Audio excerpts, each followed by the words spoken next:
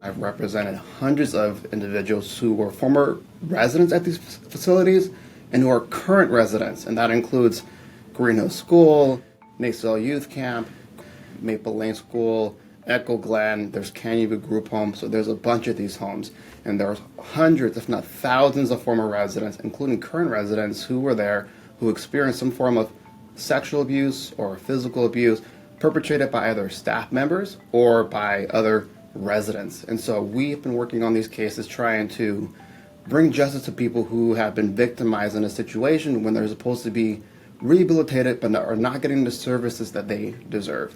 It's like a jungle. So you have these kids who are there who are being victimized by aggressive sexual predators who are also residents there, or by staff who are sexual predators that are taking advantage of these kids. Once they get out and they didn't get the service that they needed in order to be rehabilitated, they unfortunately fall down this path of just continuous criminal behavior.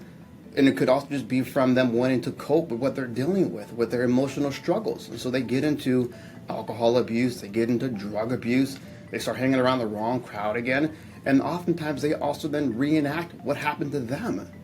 And consequently then they end up then in adult jails and then prisons eventually, to where they never get out of this cycle from when they were little kids. I mean, they were unfortunately sometimes born into situations that were out of their control, to where they just had a history of abuse and neglect, and then no one has ever cared about them. And for their entire life then, they've never had anyone who actually showed any interest in their well-being, and so they don't really have that voice. And so I always wanted to be the voice for them, to be able to advocate and try to make a difference and try to remind them, hey, you're not alone in this world. There are people who do care, who genuinely care about what you're going through and want you to be better off.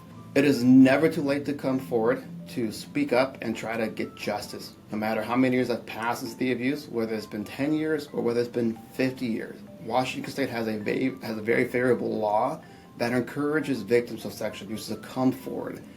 We all know that there's a lot of injuries that are caused by sexual abuse that we often don't fully understand. Oftentimes we will never be able to understand how sexual abuse has affected one. And so whether it was 50 years down the road when you realize, okay, something is wrong with me, what is it?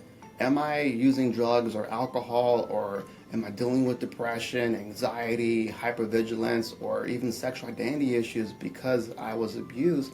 At that point, you can then bring your claim. And if you come forward and share your experience of your childhood sexual abuse and you decide to pursue a claim, the financial compensation allows one to then seek the necessary care that they need, such as speaking to the best of the best counselors and medical providers to address those problems and to then learn how to cope with it and live a better life. We are a large firm that collectively works on these type of cases, and we have hundreds, if not thousands, of former residents of these facilities like Greenhill School and Maple Lane School who have come to us and have trusted us to pursue these claims on their behalf. We have built a phenomenal reputation in our state and even other states, and we believe in every single individual who comes forward and shares their experience with us. We care about our clients and we advocate extremely hard, and we want to make sure that our clients get the justice that they deserve. And so we will not leave any stone unturned, and we will keep pursuing and keep going hard to make sure that you get the help that you need and get the justice that you deserve.